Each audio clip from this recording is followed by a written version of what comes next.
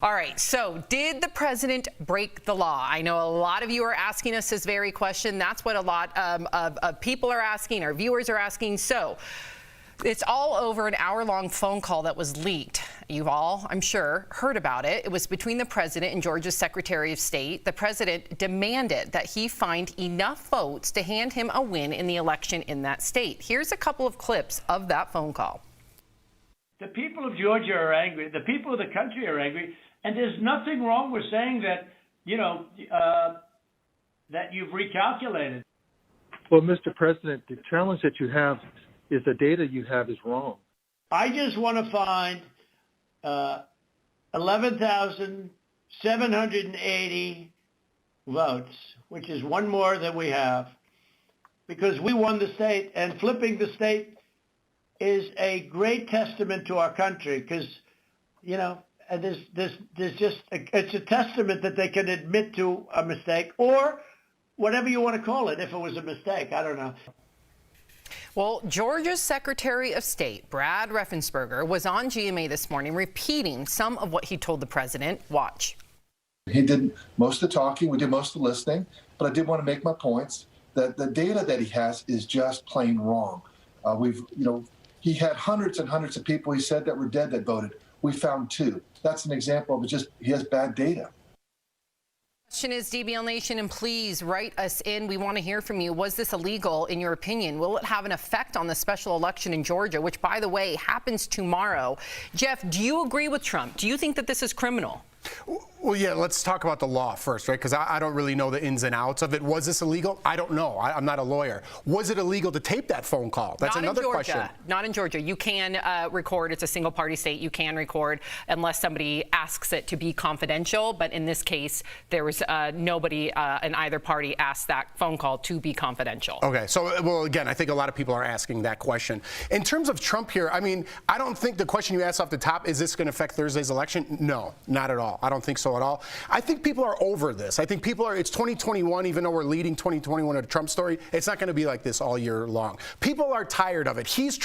I really think, this is what I think, Sam, to be honest. I think he thinks he's right. I don't think he thinks he's doing anything wrong. I think he thinks there was fraudulent votes out there. He thinks he truly can get those votes and win the election. But the numbers aren't there. They're just not there. But he's rallying up his base in the meantime because these things are getting leaked. And they're like, see, it's true. If Trump believes it, I believe it. It's just not true. People have to start formulating their own opinions in 2021. I agree with you that he's absolutely rallying the base, but I don't necessarily agree that he thinks that what he's doing is not wrong. Really? I think that he doesn't care. Ultimately, this sounds like a very desperate Hail Mary attempt in the 11th, really 12th hour. You're talking about someone who could potentially be facing prison time. I mean, that's where we're at. And when we're talking about facts versus opinions, it's like, opinions have no place in the facts, and the facts still remain that you have a Secretary of State who felt that they needed to record a conversation because they knew that in a he said versus he said situation that he was never going to win, Raffensperger. So the idea that we're listening to this just shows a lot of desperation in the very last minute. Will it affect the election? Who knows? But it is important for people to get out and vote. So please get out and vote. I appreciate the conversation. And now I want to get you in here because, let's remove Trump here, even though he's the most powerful person arguably in the world. Let's just assume that's your boss or that's a friend of yours. Can't we boil that down? And again, I don't want to make this Trump. Isn't this an abuse of power? Let's take the criminality out of it. Let's take us trying to be attorneys, because we all don't know. None of us here are attorneys. This is a vagrant abuse of power, no? To you? What do you mean Sam, to me, Albert? But not to other people. Albert. I'm saying, Sam, that abuse of power is in the eyes of the person that is judging whether it is abusive or not. What happened when the tax returns came out and it appeared that he paid $750 in taxes? I think if somebody had told you that that was going to happen 10 years before it did, you would say the American people would be in the streets. What do we see? We have an interesting perspective as talk show hosts because we get perspective from all over the country. Half the people that support him say, hey, if I had that position, if I could do it, I would do that too. He's just working the system. Abuses of power are only for the people that deem it abusive. If you look at him as a champion for your cause, they are looking at that as a person doing everything in their power to make sure that they keep that power and continue to go on the path that they want. Al, I feel like we're living in an alternate reality. Again, I don't want to make this about Trump. If this were Biden, if this were Obama, I would be saying the same exact thing. Wrong is wrong, but now I feel like we're living in this twilight zone where people can just explain away, like you just did, Al. Wrong is wrong is wrong. Girl, we've been explaining it away. That's been the whole. This has been going on for years. Erica. We are tired. We want to move on. I don't want to move on. I know you don't. I know you don't. I'm just telling you why everybody else is acting like this. This is the president of the United States. I get it. First of all, our president right now, instead Sam, of... can I ask you a question? Hold Sam, on. can I ask you a question? Our president right now, our president should be focusing on COVID and all the individuals right now who are in the hospital, who are struggling, who are dying, but instead we see this last-ditch effort to somehow win the election because they don't want to lose, or they're not used to losing because of their privilege and entitlement. This, again, I don't want to make this a Trump thing. This is just wrong. This is an abuse of power, Al.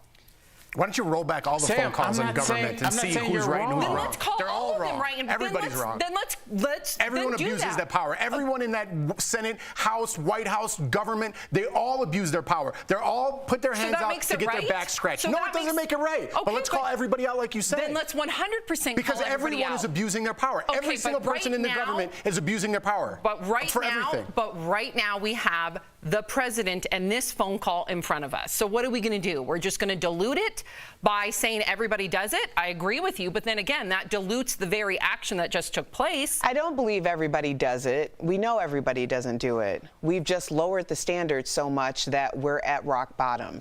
That's why there isn't this major outcry. There should be. Of course there should be. I mean, this is the same caliber of Watergate, but we have to triage our lives. You mentioned COVID. Yes, people are dying every day. I just lost somebody to COVID. Like, that's the stuff that we're talking about right now. I could give a crap about this man, to be honest. No. I just want to move on. All right. I think America wants the same thing. I think everyone just wants to move on in 2021. We love you, Erica. I know you're going through a lot right now.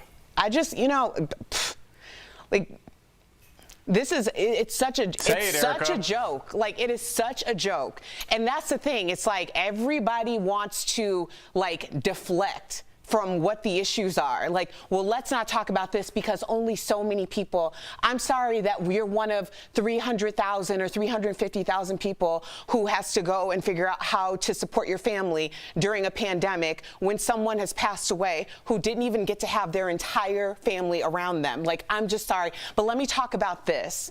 Like, no, let's talk about the fact that people have to deal with this every day. Do you know what happens to your loved ones and to your family when someone gets stricken with COVID and ends up in a situation where they're about to lose their life? Like, there is no dignity in that. There is no dignity in what we're experiencing right now. There is no dignity in trying to facilitate a way to get 1,500 miles and make sure that your parents are okay so that they can give their respects to your loved one. There's no dignity in the idea that a year ago you were celebrating with this person and now they're just gone for no freaking reason at all, other than the idea that people were irresponsible with the information and irresponsible with making sure that they were protecting other people. Like, I'm sick of having the same conversation over and over. It is not a freaking joke. Yeah. So, I mean, to even have to, like, to dignify any of this with a response is just so beneath anyone with any decency or any common sense. And that's the reason why I don't want to go back and forth about some nonsense that we're trying to make sense of, because it's just, quite frankly, beneath me at this point. We'll be right back.